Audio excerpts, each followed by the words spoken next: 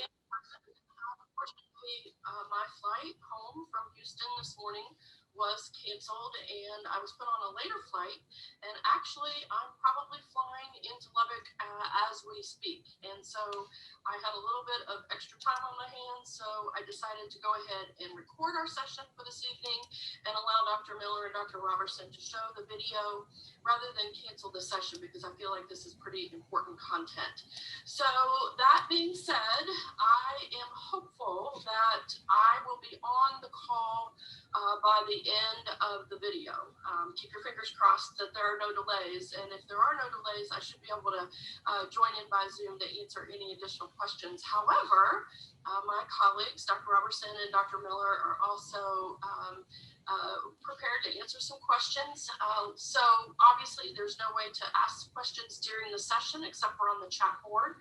So I encourage you to do that, and Dr. Miller and Dr. Robertson can try to answer those as we go, or we can save some till the end, and hopefully I'll be able to join you all. I'll keep Dr. Miller posted so that she knows my progress. So I'm going to go ahead and share my screen. I do have a prepared presentation for this evening.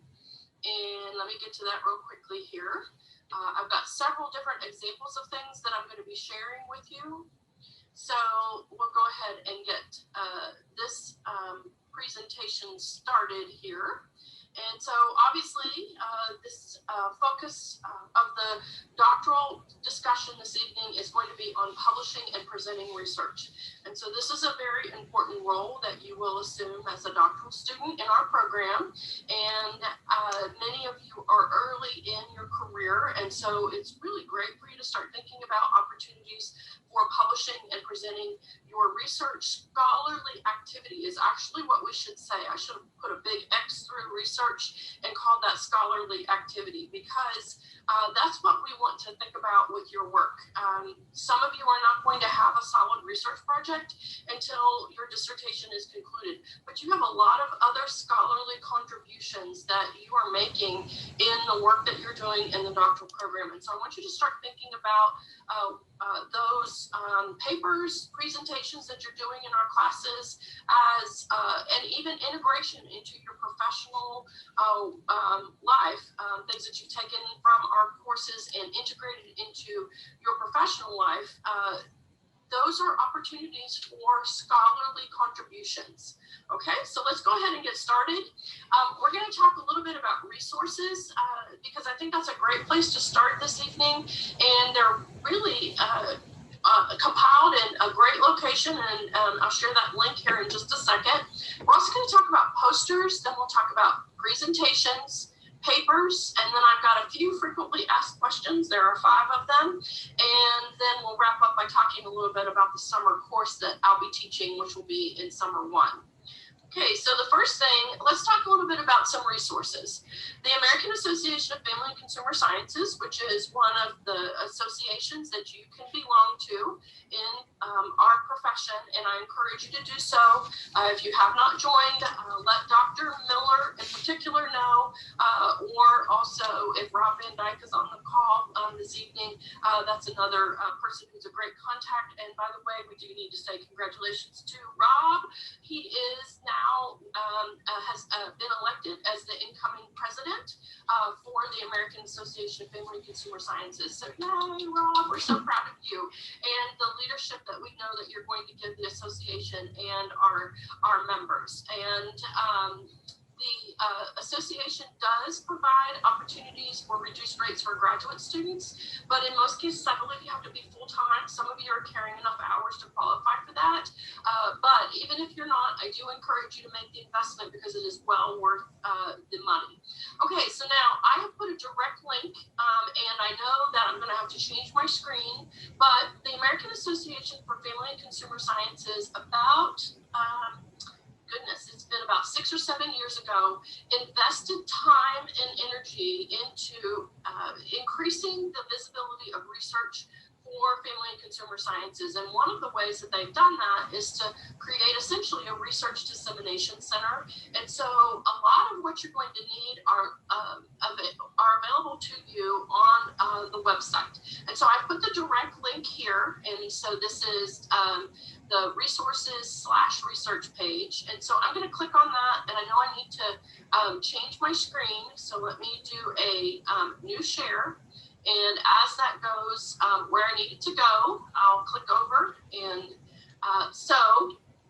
on the American Association for Family and Consumer Sciences website, this is the banner across the top for navigation. And so you're going to want to go to resources, and when you pull down on resources, then you'll see a number of different options that will be available to you. So you've got some things here about research briefs, things that's happening in our research area that are important for professionals to know about.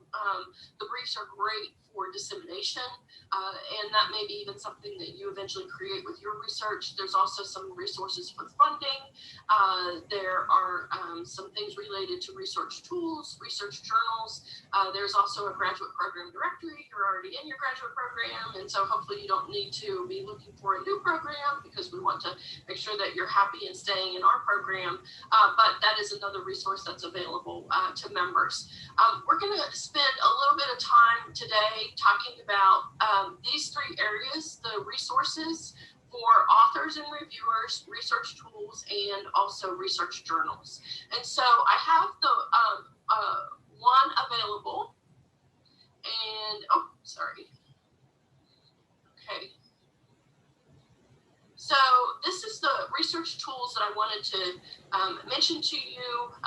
This is a great starting point if you're looking for some information.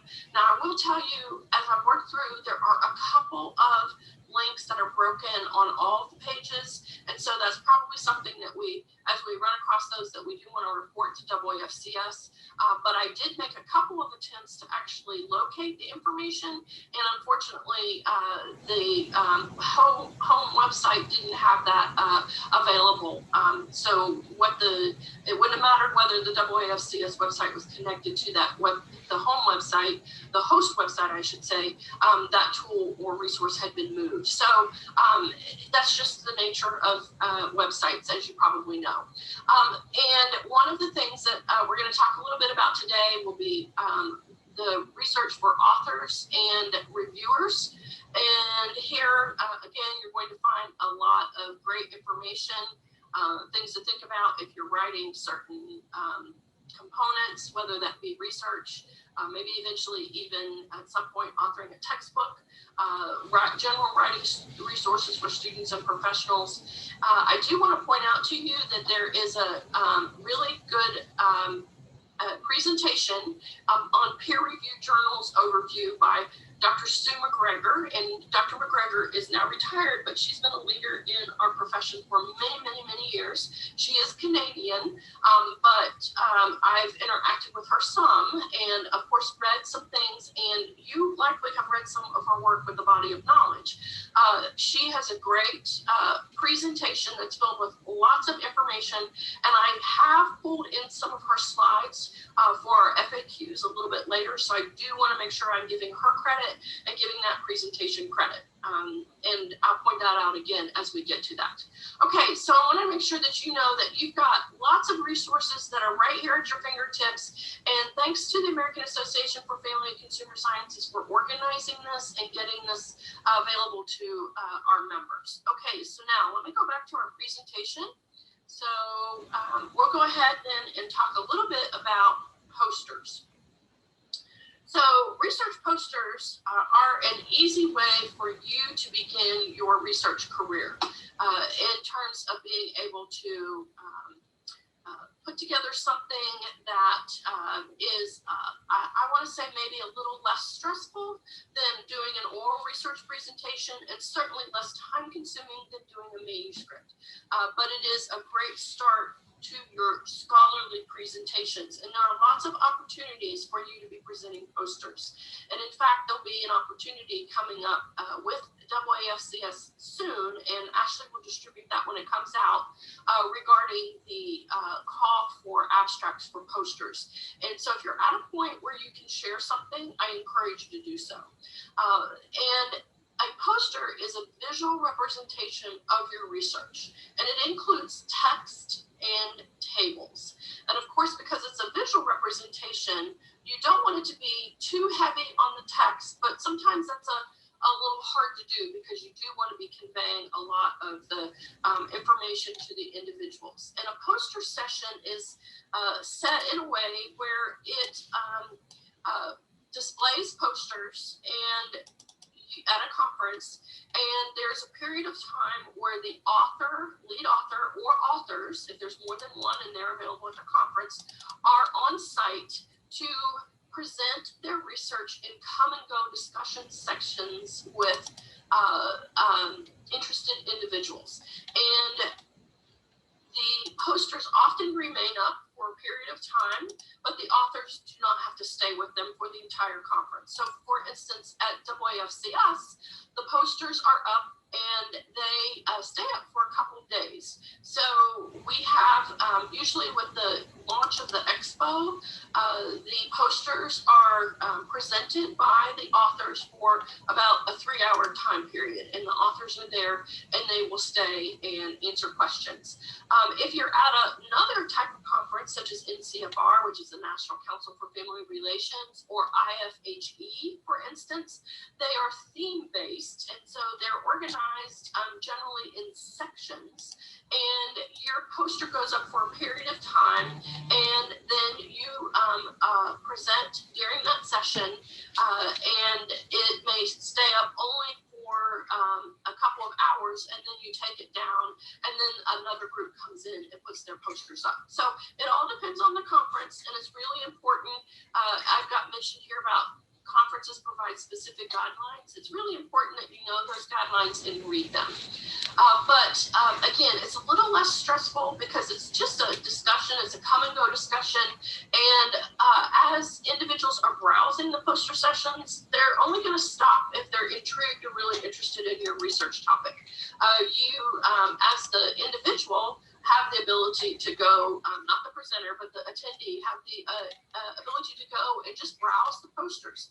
And so I love the poster sessions because it's a great way to find a lot of information and not be too worried about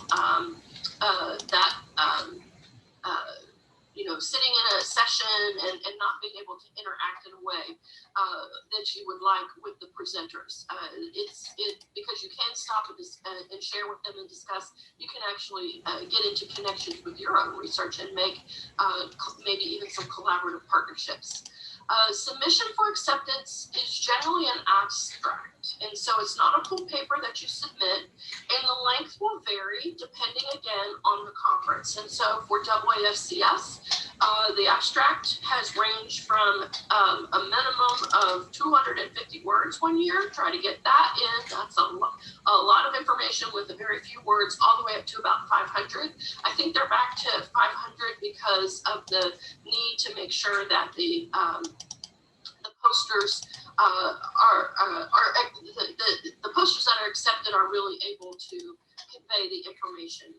In, like I said, 250 words is not a lot. The Association for Career Technical Education Research, known as ACTR, those of you who are CTE professionals, that might be a group for you to consider. Their submission is a little bit longer, and I believe it's about 1,500 words. So they're, again, a little bit longer, and you're able to convey more information. With a poster session, you can provide a handout with more information. And you're going to, for instance, your references, or if there's some additional follow-up information that you'd like to share, your contact information, whatever you might like, you can provide that. I often see those tacked in with a thumbtack with the poster, so people can just tear them away and take them. But the biggest thing is making sure that you're following conferences guidelines, because I'm going to show you two different examples here in just a second, based on the conference expectations with not just the size, but the orientation of the poster. And then, of course, you're going to want to take advantage of the graduate school competition, and that's always, I believe, in the spring, and it's coming up. I know there have been some calls out there for it, so you may want to look to see if there's still time to submit. I haven't checked that lately. That might be something that Dr. Robertson and Dr. Miller can check on for you and put in the chat. But Dr. Miller was very successful in the graduate school competition, and she won. And so we were very proud of her, and that was really the launch of her scholarly career. So there again, these opportunities for you to share, publish your scholarly work is very important. We have some templates that are available for you, and I'm going to pop over to that website link in here in just a second, but I've embedded that here in your PowerPoint. Of course, our College of Human Sciences Technology Services is just awesome. I have to put in a plug because most of you probably know my husband is in charge of that group, but he does make available the templates for you to work with, and also connects to the TLPDC's template page. But more importantly, they will print your poster for very economical costs. So there's no reason for you to be going out and spending $100 at Kinko's for a poster when you can have Ron print it for you for about $5. And it's a pretty high quality poster. So let's go ahead and talk a little bit about some of the examples. So I'm going to do a new share. Okay, so this is one that was presented at the American Association of Career and Technical, the Association for Career and Technical Education Research, also known as ACTR, and that is the research division of ACTE. And this was a poster that was the result of a doctoral dissertation. So you'll notice that Jody Walker was the lead author. This was her dissertation work. And then, of course, I was listed as second author, as her co-chair, or as her chair, of her dissertation. And then other committee members were also listed. And you can see where we have more of a landscape orientation with this poster. And I know it's really tiny to read the font, but because it being at poster size, this is at 22%. So if I were to enlarge this to 100%, it would be 3 feet high, about 4 feet wide. Okay, so just kind of keep that in mind. And you'll see that we've essentially outlined her study and things that were important to present. So we had an introduction, we had the conceptual framework that we were using, we even had room for references, and then of course in the middle, I like to put your research questions in the middle because that gives a focal point and individuals can see what your research is about right away, followed by methods, instrumentation, and the findings, so they can focus right in the middle section and find a lot of valuable information. And then on the right are the conclusions and implications. And there is not just text, but here again, a table where we provided a visual representation that describes the sample a little bit more in terms of those representing different areas of career clusters. Now, this template, again, is one that was available, and we just downloaded the template, and essentially what we did was copy and pasted the main information from the abstract to begin with, and then from there we elaborated. So you're not dealing with a page limit, you're not dealing with a word limit on your posters, you're dealing more with a space limit, and so that's one of your considerations. Okay, so let me do another share, and I'm going to give you a different orientation. And this is a poster that I presented a number of years ago at IFHE, which is the International Federation for Home Economics. And you'll notice that this is not landscape, it is the more portrait, that's the word I was looking for, which was an odd way to do a poster. poster, and not one that I was used to, but this is the conference expectation, and they're very specific about that in their materials. And so we unfortunately saw a few people show up with different posters size because they didn't clearly read the expectations or understand them, and their posters didn't fit on the space that was provided. It was a really awkward display. And so that's one of the things, again, that you're going to want to really focus in on, not just the parameters, but the space and orientation as well. And so this was one where I needed a little bit of assistance with IT in helping get that set up. Okay, so same kind of concept here again. This was not really a research study per se.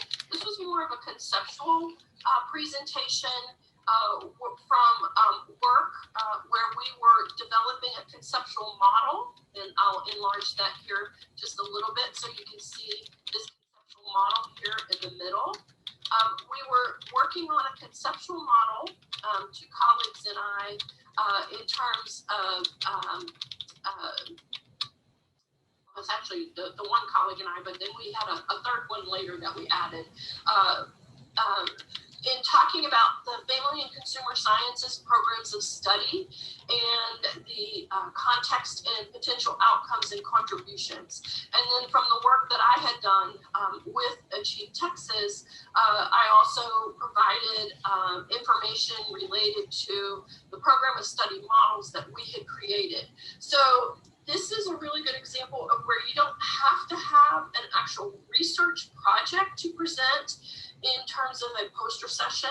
This was a conceptual paper, and it resulted in really more of a conceptual framework is what we were working towards. So there might be something where you're focused on creating a conceptual paper framework, or possibly you might even have a review of literature.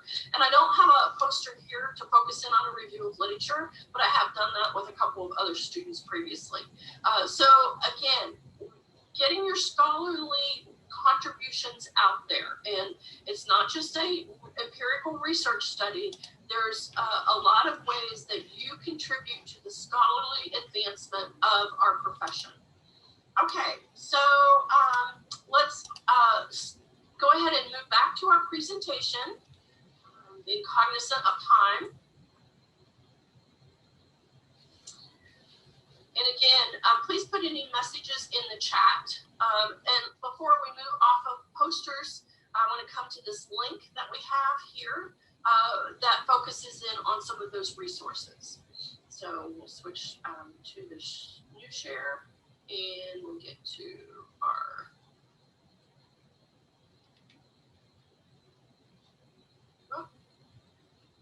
here we go. Get to Google. And so here under the page, the link, this is the direct link.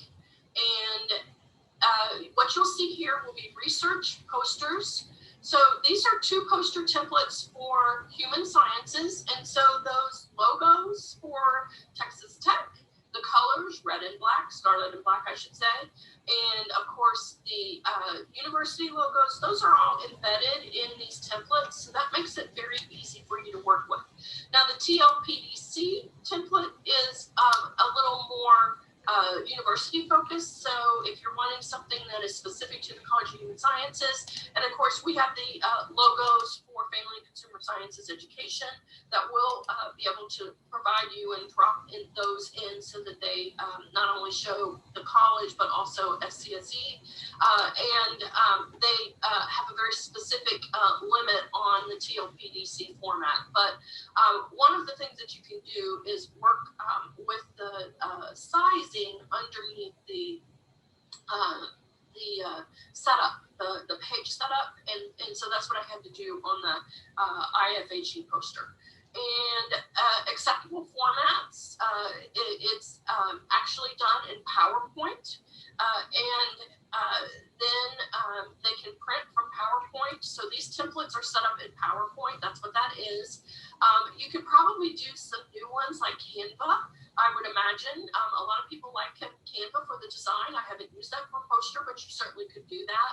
But one tip that I will give you is you may want to convert it to Adobe, a PDF file, because it will prevent text from moving or jumping in the file transfer process. I've had that happen before where I just sent the PowerPoint file, and then when I got the poster back, it was really weird in the spacing, and it was some sort of file transmission issue from my computer to the printer that was opening it. And so to correct that problem, we saved it as a PDF. But note that if you design something in Publisher, Microsoft Word, or any other format, that can't be sent directly to technology, but they can work with a PDF. So if you save it as a PDF, then you're good to go. You do have the ability to call in and pay for a poster over the phone and give your credit card information. They do take credit cards. It's very inexpensive. If we are printing a number of posters, for instance, the class that I'll teach this summer, we have an account where you will actually work off of that account, and we cover that cost for you. Now, I do want to mention to you, if you're thinking, oh my gosh, you know, if I have them print my poster, how am I going to get it? You know, am I going to have them ship it? They do have tubes that they can sell you as well. Very economical. I think they're like $2. I mean, my goodness, it's a steal to get your stuff printed with our IT services. And they're nice tubes that can be shipped. However, I will say to you that if I am your advisor and I'm traveling to the meeting, I am more than happy to transport a poster for you because that's part of, I think, my job as one of your co-presenters. So that would be something that we would negotiate in advance. So if you're at a distance, and most of you are, don't worry about getting your poster to a conference. We'll talk about that and figure out how we make that work. And in fact, I carried Dr. Miller's poster that we were co-presenting all the way to Korea because she wasn't able to attend her meeting for family reasons, and I went ahead and presented it on our behalf and took that poster and was not at all worried about that in any way. Okay, just don't leave it on the airplane because some people have done that. They have gotten on the plane and was up in the area and went off without their poster. So that could be disastrous. Okay, so let's get back on track here, and I want to go back to the presentation because what we're going to do now is talk a little bit about presentations. And again, just like a poster session, a presentation can take different formats. So the first part of the slide really talks about what is considered a research presentation, which is an oral presentation of 15 to 20 minutes. And conferences will put these together in various ways, but they're generally grouped with similar research topics or themes. So IFHE, for instance, will have themes, and they will have about 4 to 5 researchers at a time present their research presentation. Actor works in the same way. And then after the presentation is over, you sit down, you're up at a table, almost like a panel, and you sit down and let your other colleagues who are presenting go. And it's very critical that you stay within your time limit because the other individuals need to follow as well. And so being courteous of your other researchers is very important. And in fact, if you go too long, generally you will get cut off. Here again, presentations are supported with visuals, and this could be a PowerPoint presentation. I have seen a couple Prezzies, but generally they're PowerPoint presentations. Obviously, you don't want these to be very text heavy because you are presenting data in these and a lot of information in a very short time period. So it's a lot of what you're talking about and elaborating. Now, if you've attended any of our presentations or doctoral dissertations recently, you will notice that the students have a 15-minute to 20-minute time limit. And the reason for that is, first of all, the graduate school wants to kind of shorten the defense, but it mimics an oral research presentation at most conferences. And so it's important for you to get in the habit of practicing that.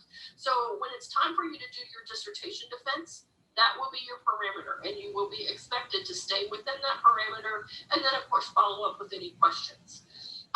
So to submit for an oral research presentation, it might require an abstract.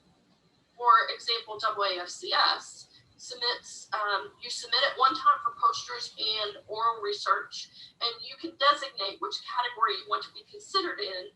I've often submitted poster sessions and been asked to do an oral research presentation. And of course, I accepted that opportunity because that is an honor to be presenting research orally. Or it may be a full paper that you have to submit. So in the IFHE, I believe, has more of a full paper, and so does ACTOR. ACTOR in particular has a full paper, and then following the presentation, you have your paper published in the proceedings, and so that becomes a publication for you. So some conferences, it's a twofer. You actually do your presentation, you get credit for that, and then you do the paper gets presented. AAFCS has not done proceedings for a number of years, so unfortunately that's something that we don't have the ability to claim with AAFCS.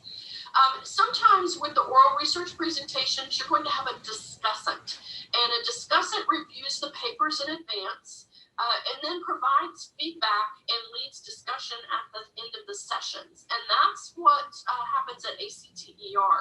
And frequently it's a critique as well as a discussion and question Q&A session from the audience. And so if you are asked ever, once you get your PhD, to be a discussant, again, that's an honor. Someone is looking at you as a leader, a scholar in the field, and they're having you take research and evaluate it, critique it, and then provide a presentation of what they're seeing with the common themes, suggestions, and even connections to possible trends and so forth. So it's really interesting to hear the discussant present, but for someone who's on the other end and presenting, sometimes it's a little hard to hear the feedback, and it is for many of us, it's a learning process, and that's with anything.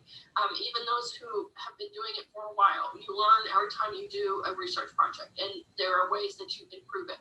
So you have to develop somewhat of a thick skin if you're going to be involved in publishing your scholarship.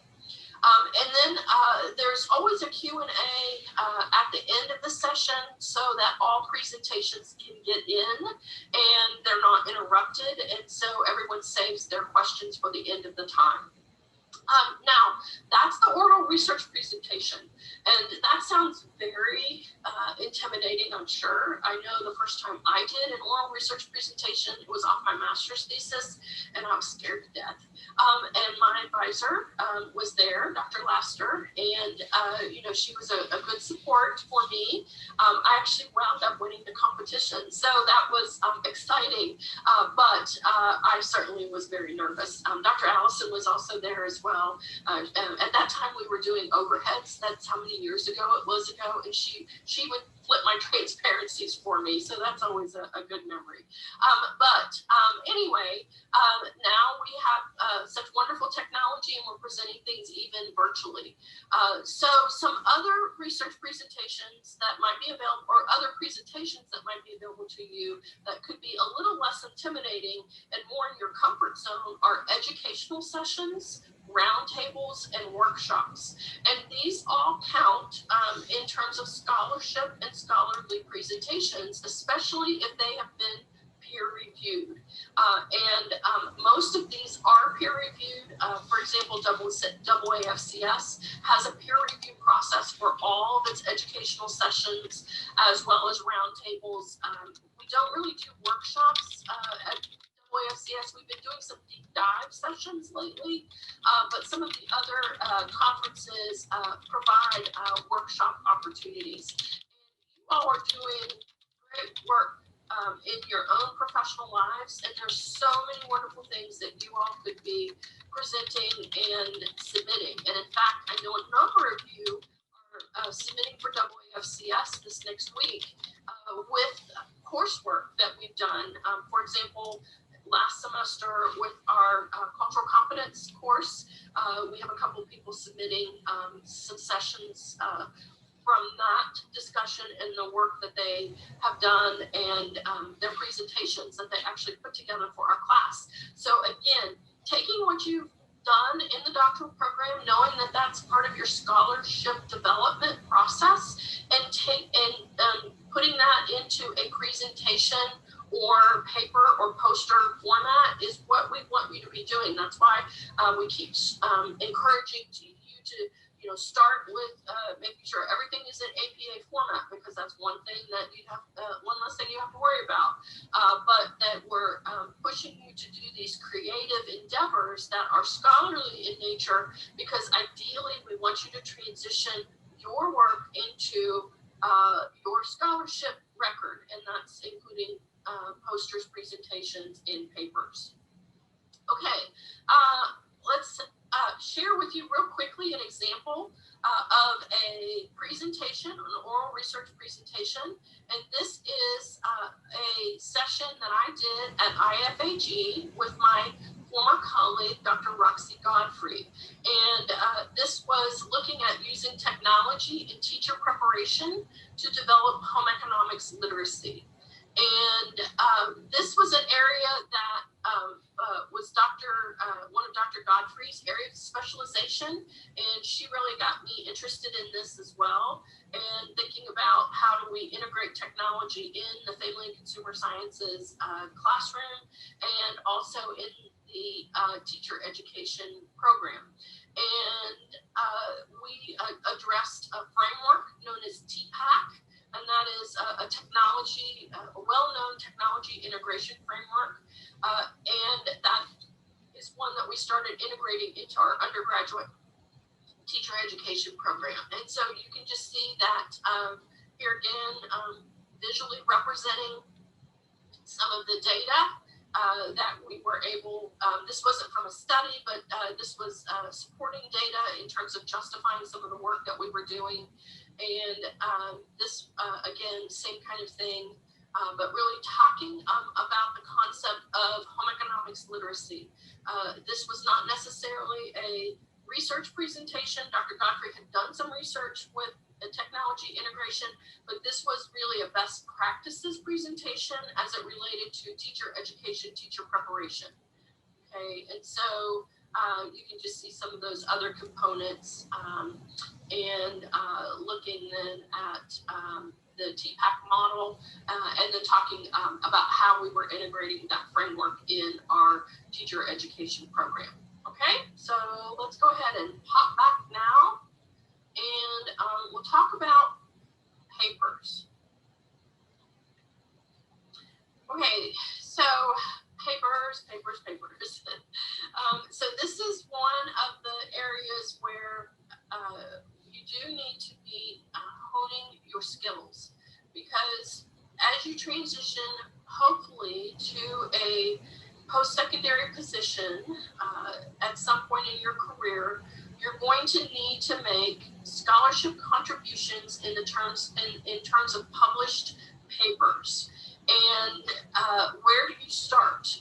And so the best way that you can start is not just with your research, but also with practice. And we want you to be publishing your work, and that means those assignments. And so thinking about last semester, when I had a number of you in the history and philosophy course, looking at those intersection papers and showing the intersections between family and consumer sciences and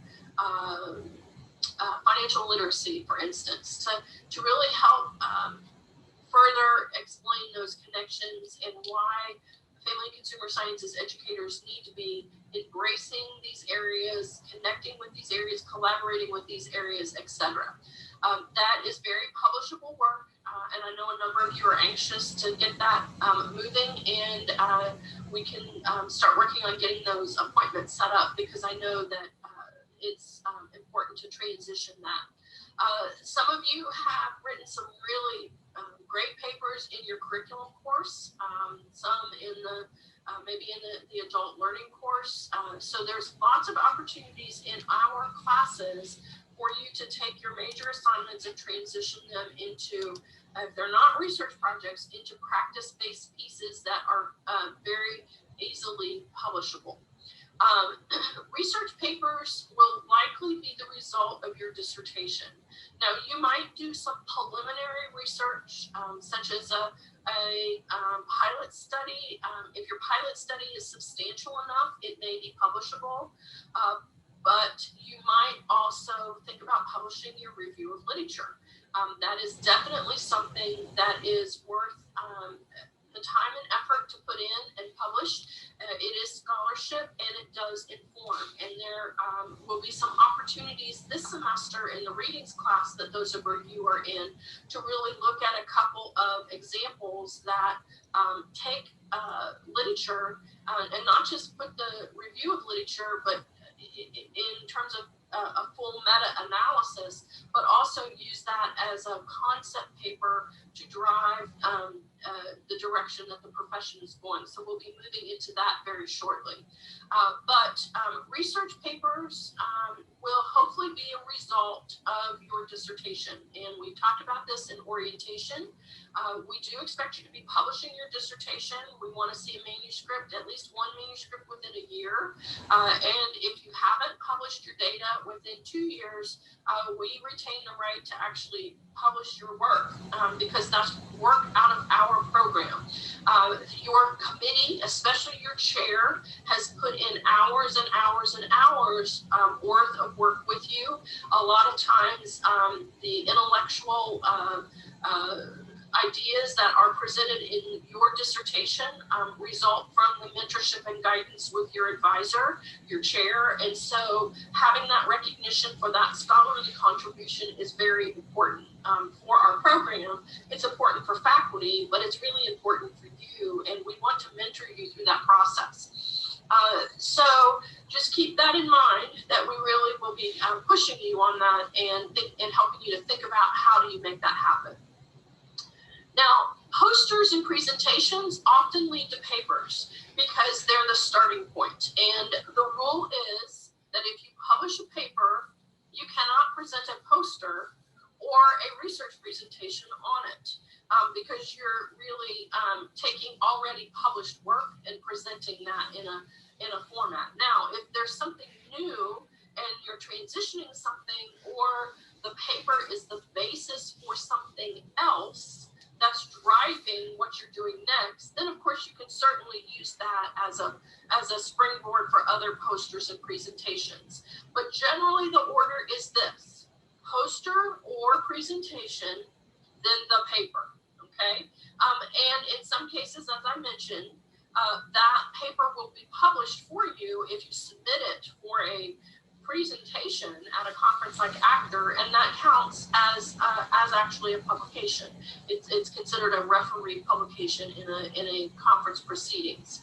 So why is that? Well, the reason for that is generally posters and research presentations will only share a snippet of what you're doing, whereas the manuscript has much more detail. And so remember, the order is posters, presentations, then the paper, okay? So think about ways that you can maximize. Present your poster first, then turn that into a paper to be submitted for publishing.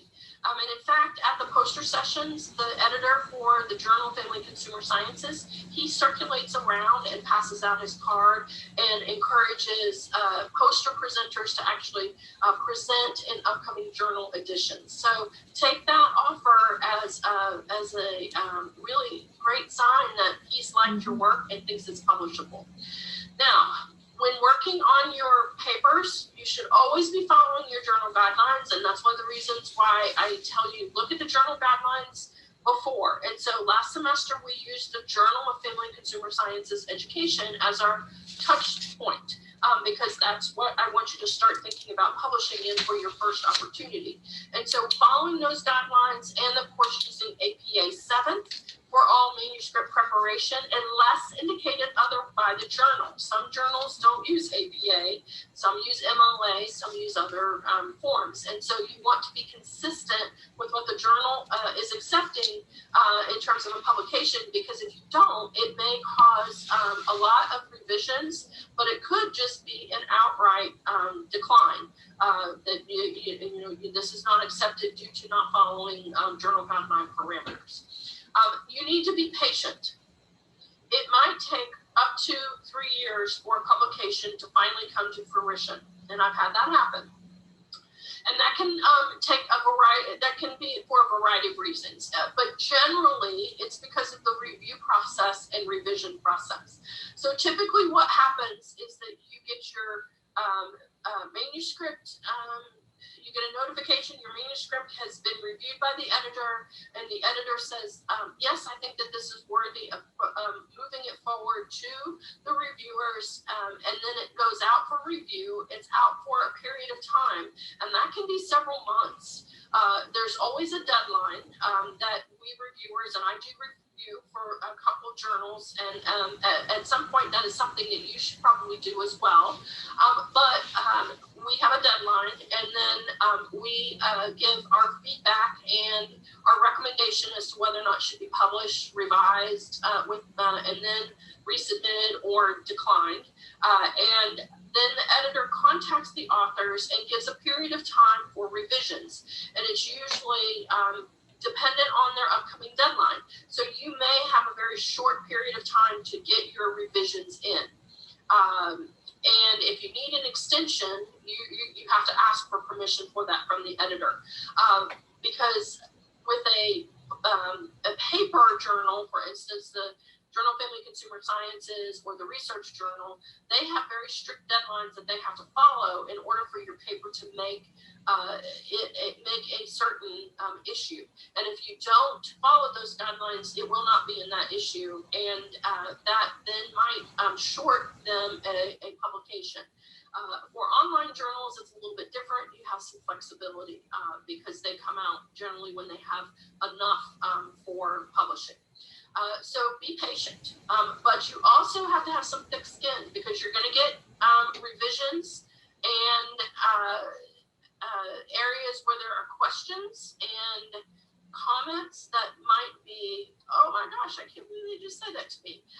Or, wow, did you not read this at all? Because I thought I clearly said that. And so therefore, it is up for you as the author or team of authors to make those revisions. And in those revisions, you talk about where you've made the revision, you point that out to the editor, and you may have to provide an explanation as to why you did something, and you might even have to justify something. I've done that before, where I got a comment back from a reviewer, and I'm like, no, that's not the intent of this. And I had to provide a justification. And in fact, I think that was something that Mrs. Hui and I had to do this summer on the article on Adulting 101. We had to provide a little bit more of a justification of why we did something. And while we weren't able to get all that into the article, we did some revising to make it a little clearer. But because of page word limitations, we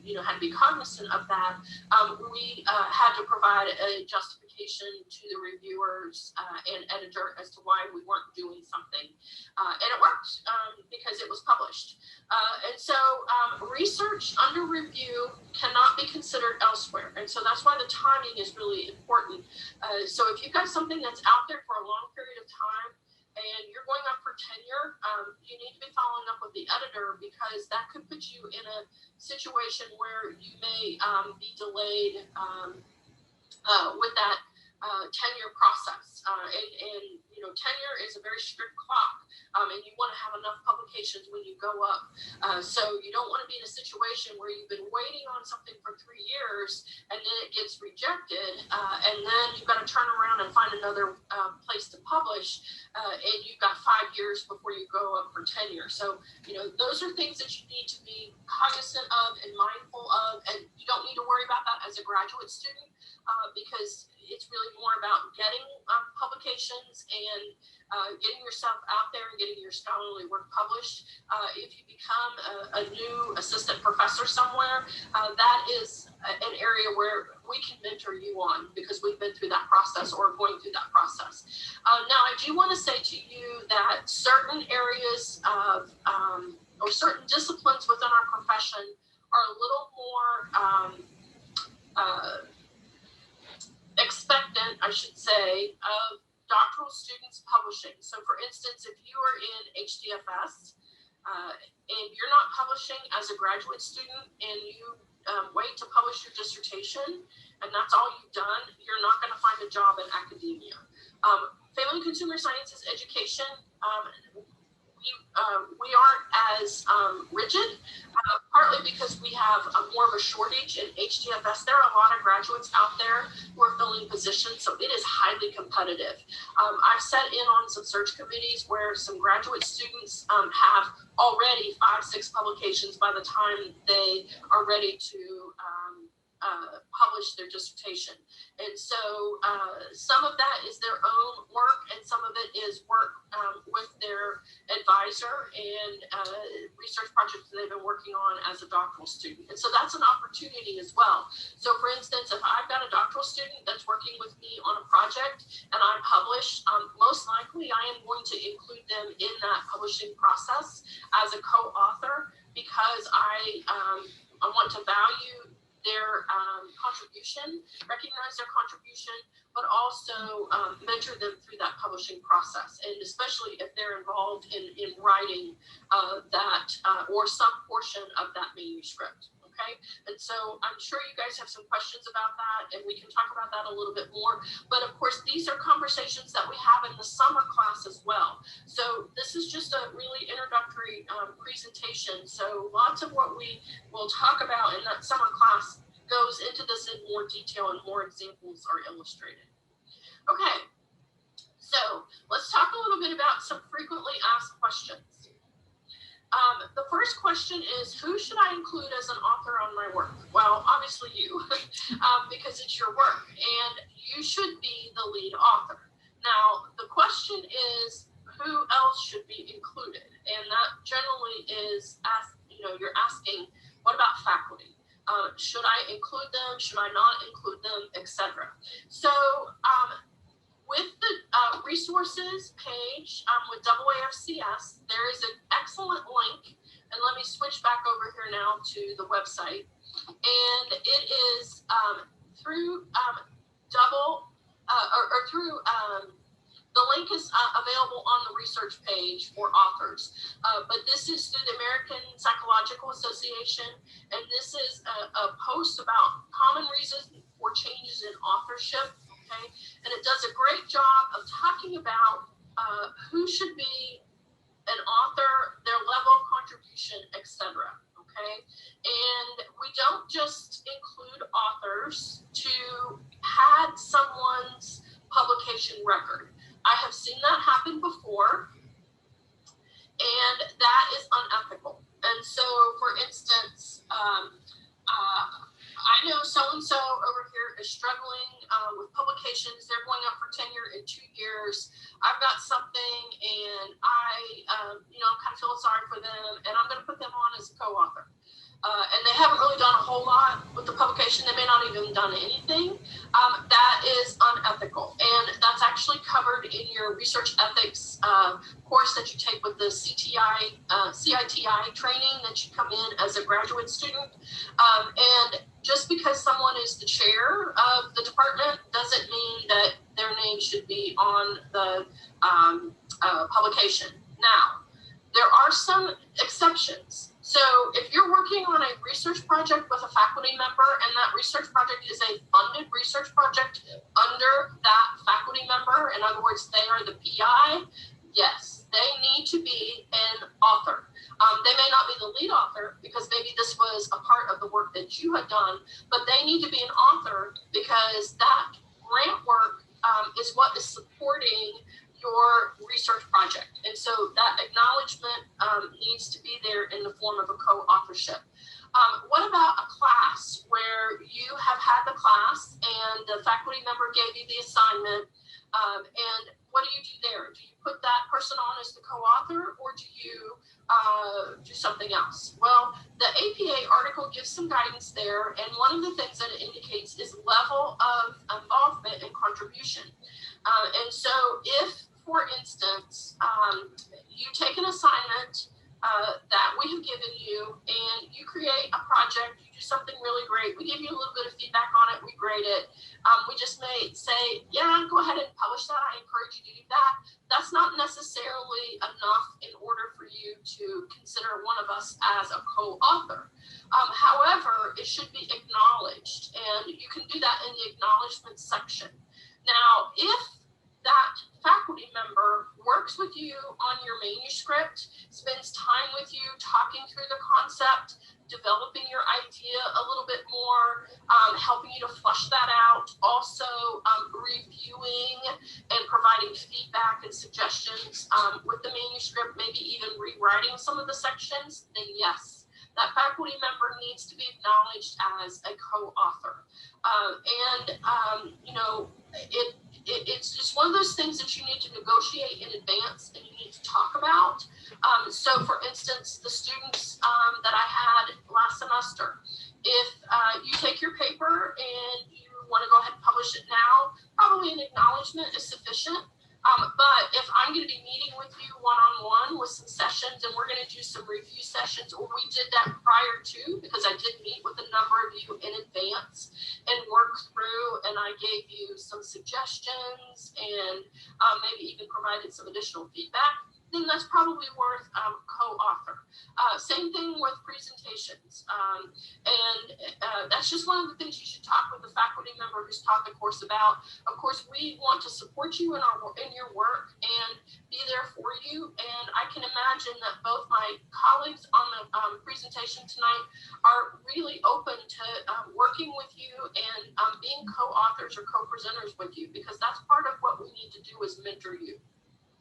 So we can talk about that a little bit more if you need to. And of course, that's one of the things we'll talk a little bit more about this summer. So where should I present? Well, you should present at as many conferences as you possibly can. AAFCS is a great outlet for any of the work that we're doing in the doctoral program, but there are also more specific conferences that are available to you, such as more discipline specific. So the Academy for Nutrition and Dietetics, I think that's what it's called, might be one, or possibly ACTOR, or those of you who have an ACTE connection or career and technical education background, some of the financial literacy conferences. So that's another area. Find areas that are going to be great outlets for the research that you are trying to present or the scholarship that you're trying to present. And again, I can mentor you with that, and so can my two colleagues. Where should I publish? Here again on the website for AAFCS is information for you all regarding publishing and the journals.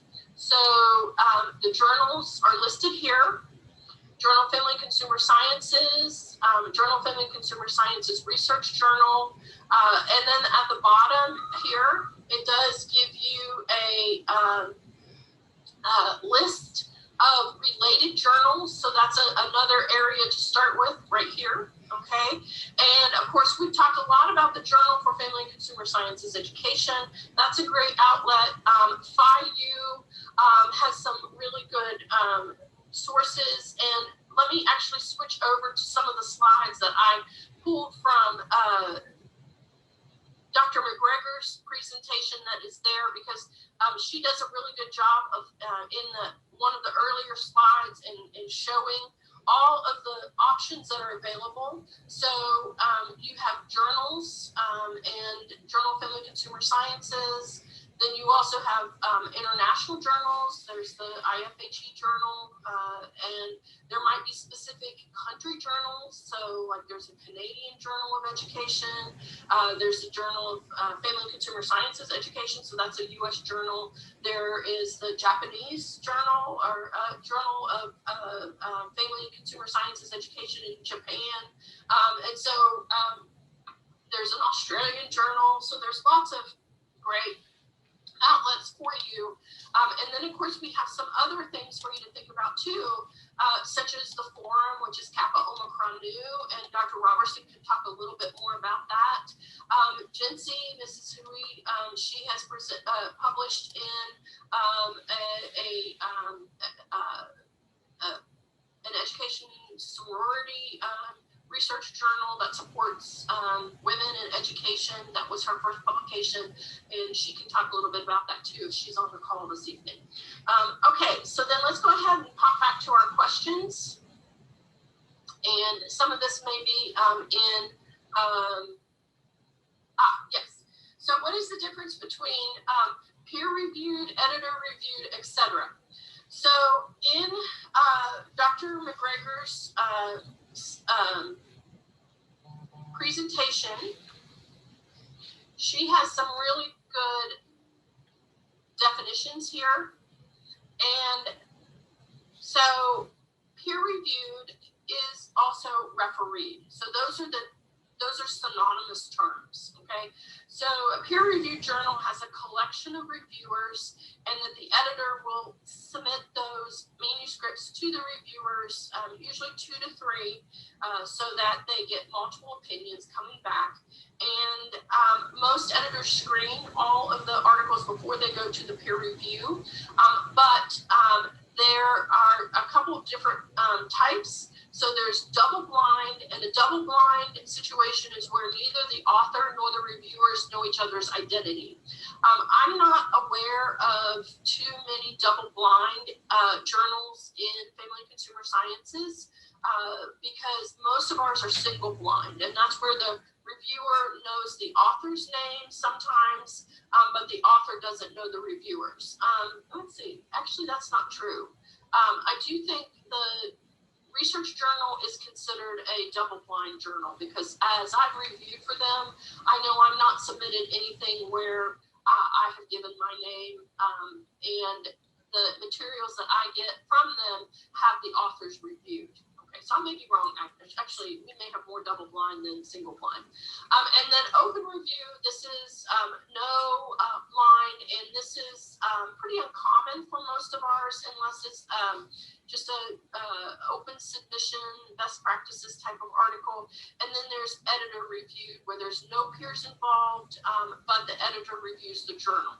So there's a lot of different types of reviewing, and it's really about, is it being reviewed by someone other than you? And that's what's most important.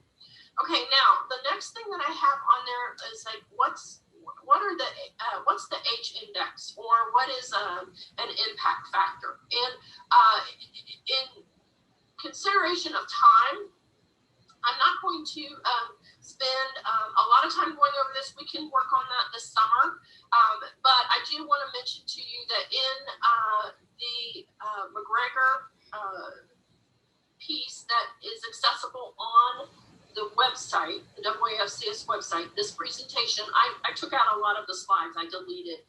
She's done an excellent job of describing impact factors and journal ranking systems. And so I'm going to encourage you to take a look at these slides a little bit more closely. And she even gives some examples, albeit it's a little bit dated information because the presentation was given a few years ago. It's still a great opportunity for you to learn that information and apply it to new years.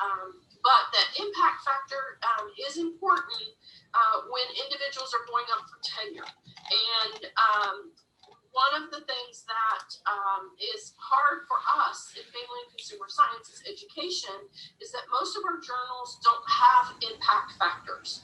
we actually have what we call tiered journals. And our tiered journals might be tier 1, tier 2, 3, okay, or A, B, or C. At Texas Tech, we use 5, 4, 3, 2, and 1. And so that's important for us to indicate in the tenure review process, because ours do not have H factors or an index factor. And so we have to approach this from a different manner.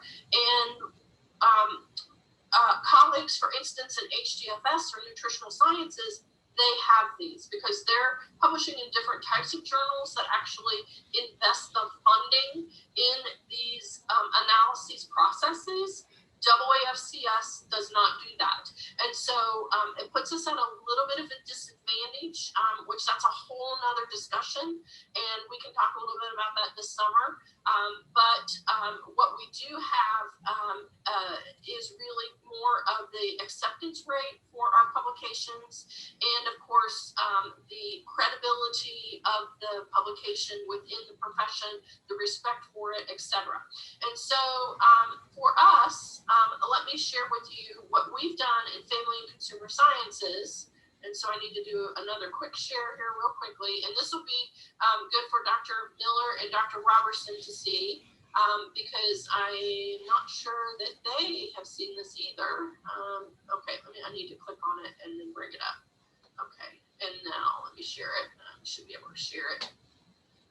So this is what we have done internally to reflect the rigor of ours. Now remember, ours is a 5, 4, 3, 2, 1. And so we kind of do it the opposite way. So the more, essentially think about it like 5 stars. So the more stars you have, the higher the ranking. And so for us, the Family and Consumer Sciences Research Journal is our top 5. Okay, so if you get published in that research journal, then that is excellent. I have submitted. I have never been accepted, and I serve as a reviewer, have served as a reviewer for this journal, but I have colleagues that have been actually accepted in this journal as well. The Career and Technical Education Research Journal, and then the High School Journal. Those 3 are considered top 5. Then what is 4? 4 is the Journal of Family and Consumer Sciences Education, and then the Journal of Family and Consumer Sciences, as well as the Journal of Career and Technical Education. One that has been on our list because individuals have published in it is the Journal of Consumer Studies, and then our International Journal of Home Economics, as well as Family Relations, and then you go further on down. And so this list, so Kappa Omicron Nu Forum, for instance, is a 2. Anything that would be a refereed book chapter is a 4. Any proceedings, full manuscripts such as Actor is a 4. Any proceedings such as abstracts, AAFCS, or Hawaii International Conference on Education, great conference to go to. Dr. Miller and I have gone, and that is a 3. Okay, and sometimes there are special publications that are not refereed, and those don't necessarily wait up here because they're non-refereed. And this really becomes more of an important discussion when you're going up for tenure and where you're planning to publish. But if you guys are hitting the Journal of Family and Consumer Sciences Education, as well as the Journal of Family and Consumer Sciences, or possibly the Journal of Career and Technical Education, look at that. You guys are, or even the International Journal, you guys are doing well to really get in there with some of the top ranked journals in our field. Okay, so then let's go ahead and go back to the presentation and wrap up. And like I said, we'll have more of a discussion on this this summer, hopefully, if you take the class. And that's what I want to talk about next. The class is Family and Consumer Sciences, FCSE 5350. It's a special topics class. It is publishing and presenting research, and it is going to be summer 1. It will be in June. I've usually taught this in the past in July and summer 2, but we're switching it up because I want to connect AAFCS with the conference, or with this class, if possible. So we're looking at June, summer 1, 2021, and the course can be counted in the research portion of your degree plan. So that 15 credit hour area of research that you have to have, this course can count in that. It is going to be a hybrid class, and 3 weeks of it will be on Blackboard, where you'll be doing some preliminary work, and then 1 full week, 9 to 5. So that is something that you would need to think about if you're going to be taking the class. Will be face-to-face. I am hoping we can be on campus with safe social distancing. I think it makes a big difference for you to be on campus. However, due to the pandemic and being cautious and knowing that not everybody wants to travel yet and be in a face-to-face situation, I am going to allow for a Zoom option during that time. We are going to be having lots of practical applications, including a poster session and an oral research presentation that you will do. And you're going to be working with papers and projects that you've done. So you'll take things that are in existence and transition them into a poster session or an oral research presentation. And then the final project is to transition one of your papers to a manuscript for publication. Like I said, I do want to see about connecting this with AAFCS. I don't know if Rob is on the call tonight. He may be able to give us a little bit more of an indication of what we're looking at with the timing of the meeting and the format of the meeting. But hopefully there's going to be some virtual opportunities with AAFCS again this year, where you guys are going to be able to take into account some of the actual poster sessions, oral research presentations, and get a sense of how those really function at a conference, and with it maybe being a little bit lower cost. So more to come on that, but hopefully that will be an opportunity for us to connect with the AAFCS conference. Okay, so I know that we are pretty close on time here. Thank you all. And like I said, I'm hoping by now I have landed and maybe in the car and can be listening in. But if I'm not able to, I know my 2 colleagues out there are going to answer the remainder of the questions that you have. I do hope that you'll take the class this summer. It's a fun class. I enjoy teaching the class, but it's a great start for your research career. Okay, so thank you all, and goodbye from Houston. Okay.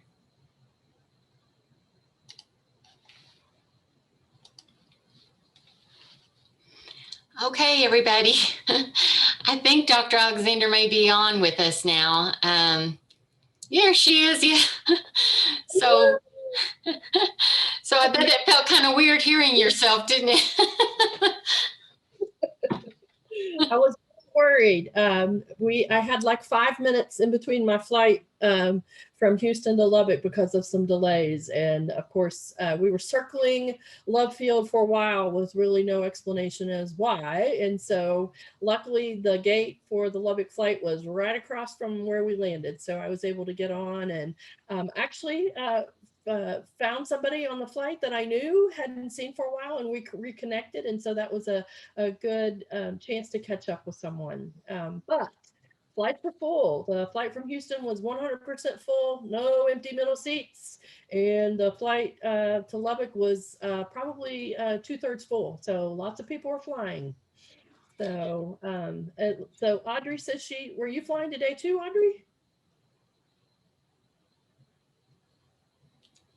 I did too. So, okay. So why don't we, Aubrey said I do too. So why don't we start with any outstanding questions that you might have? If there's anything that you want to have me address a little bit more fully, I'm happy to do that. I can talk a little bit more about the class, anything at this point, or maybe the presentation covered pretty much all of the things that you were wondering about. I want to say to all of you too that I took this course that Dr. Alexander's talking about this summer. I was in it with Dr. Robertson, and it was the reason why I presented at the graduate conference that they had, and it was because I got the courage to present my research, and that was really my main goal when I was at that conference. It wasn't to win first place; it was to learn how to present my research and present it effectively in front of people who had no idea what this research was about. So it was a great experience. I loved it. I felt a lot of confidence because I really believed in what I was researching. And again, it was underway. It wasn't even done yet. So she mentioned that in the presentation that you could actually present through the graduate school conference, and now they're doing virtual, not just in person anymore. They're doing virtual. So you could actually do a presentation virtually now. So keep that in mind. And I believe Dr. Robertson got a publication out of that class. That was one that you transitioned some of your original work from, right? That was one of my first, my first publication. So yeah, it was a great experience. It was from an assignment that we did in the course, and then I presented on it at the when we met on campus, and then ended up sending it into Corrections Today magazine, and it got published. And that was one where Kyle was really a sole author. I believe you were sole author, is that right? Because that came out of another class. I didn't really have anything to do with that other than kind of setting up the assignment. And so that isn't one where I would have probably even felt comfortable being listed as a co-author.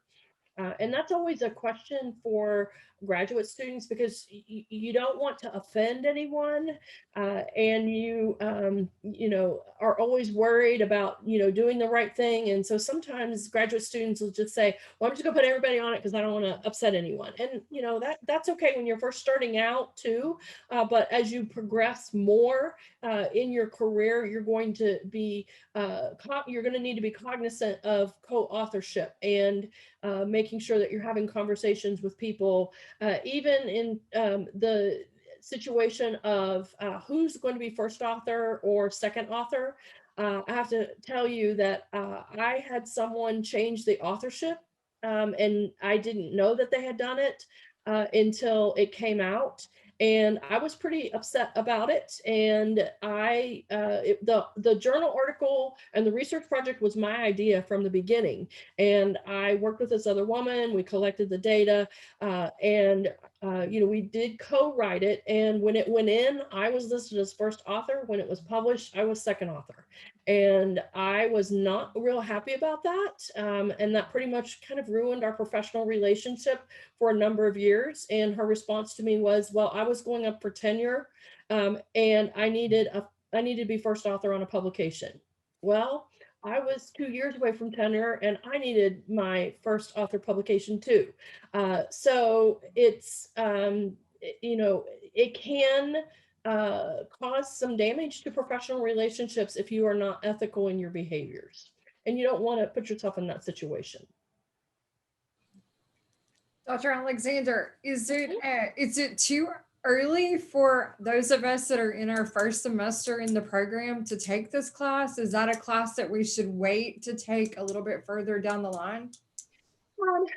Well, we were in an offering pattern of every other year. And so I want to try to get back into that pattern, but I don't think we've offered the class really for the last 3 years. And I wouldn't want to have a situation where we didn't offer it for you. That's really a judgment call. I think that there's plenty for you to take, and there'll be opportunities when it circles back around, and you may have more work, more examples of things that you would be able to advance. But Melissa, in advanced methods, we're going to be doing some things, and I think that there could be some potential opportunities for you to take a few of the things that we'll be working on that, and even thinking about best practices related to education that you might be able to transition into something. So, it doesn't hurt to take it earlier. I know there are a couple people on the call. Sharon took it early. She's on the call. She took it when Kyle and Cindy took the class. Dr. Miller and Dr. Robertson took the class. And I believe that she was fairly early in the program. So it just really it's up to you, but it is not a course that's offered every year.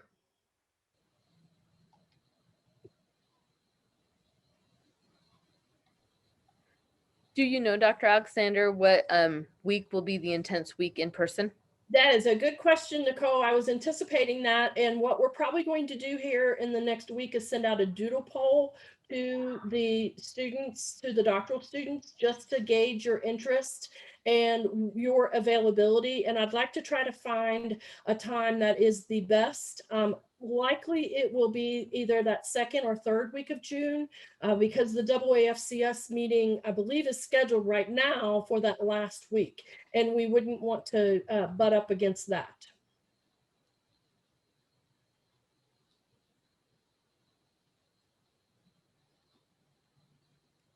Other questions? It was so great to have so many of you online tonight, and we appreciate the turnout, and hopefully the doctoral discussions are helpful for you. And we want to continue to address your needs and help you grow as a doctoral student. Remember that these will be available on with recordings, so you can go back to them. Ashley will disseminate that. We have a number of people I know that wanted to attend but had class or other commitments, so they'll be able to watch the video. And it worked out great for me to be able to do the recording this morning when I was just waiting in the hotel for my flight and not cancel this, because I felt like it was pretty important for us to get on the agenda and follow through. So thank you all for being here tonight. Oh, and I need to make an announcement here real quick. Hold on. I forgot that Ashley asked me to make sure and tell all of you. It is confirmed that our doctoral students on a graduate fellowship can use the FCSE doctoral discussions to meet the professional development requirement. It includes for one of the 3 yearly requirements. Dr. Alexander indicated that we need to make sure we let you know about this, especially today. So Dr. Alexander, did you want to talk any more about that? Just so you know, if you have a fellowship, scholarship fellowship from the graduate school, and I believe even receive money, travel money, is that right, Dr. Robertson? That they do expect you to put in a certain number of professional development hours, and they make a lot of those available through the graduate school. But because we're doing things that are similar in nature and related to your professional development, these have been approved for at least part of that. So that's something you can just check off your list, and then you would indicate what you've done and the date, or when you watch the video. Dr. Robertson, do you want to talk any more about that? Because I know that you had to do that a number of times. Right. And so really it's any kind of professional development that you do, they want you to knock out, I think it's 5 in a semester. And it's just really to your benefit anyway. So that's just kind of their repayment to make sure they're getting the return on their investment for the money that they give, is to make sure that they're helping build you professionally. I'd have one more announcement too, if I can. March 11th, we have the next doctoral discussion set up, and that will be the director from the Writing Center will be speaking there. And I know that in this last semester, we encouraged some of you to use the Writing Center because it really helps you build your writing skills at this level. And so that would be a good one to get in on as well. And Twyla is really good about going to a lot of the sessions and keeping us updated on the ones that she thinks are really good or that are coming across as recommendations that maybe she's heard from other graduate students. And so I've encouraged her to include Ashley on that information that she emails to me. And then Ashley is going to be sending those out to you. And I think you got announcements earlier this week about maybe 2 of those. So thank you, Twyla, for doing that.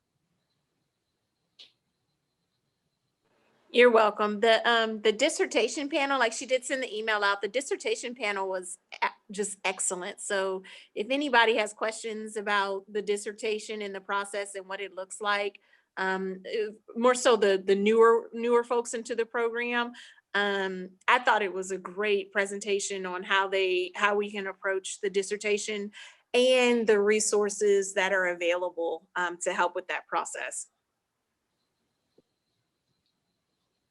Okay, well, thank you all. Thank you, Dr. Miller, Dr. Robertson, for facilitating tonight. I really appreciate that. And I'm so glad that I got home in enough time to see everyone live. So have a great evening, everyone.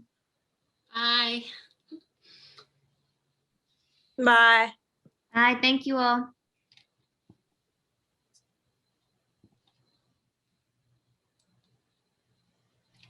Want to stop the recording?